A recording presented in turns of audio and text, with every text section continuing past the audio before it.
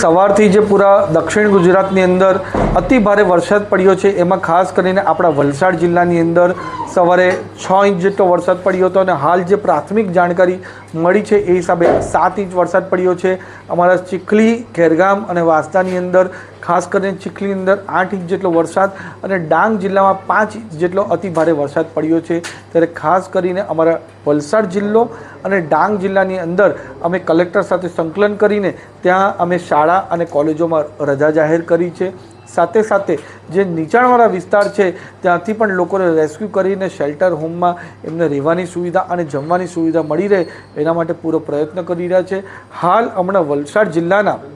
27 જેટલા રસ્તાઓ બંધ કર્યા છે જે લોકોની સેફટી માટે છે અને એ જ રીતે અમારા વાંસદાની અંદર 42 રસ્તાઓ છે જે પણ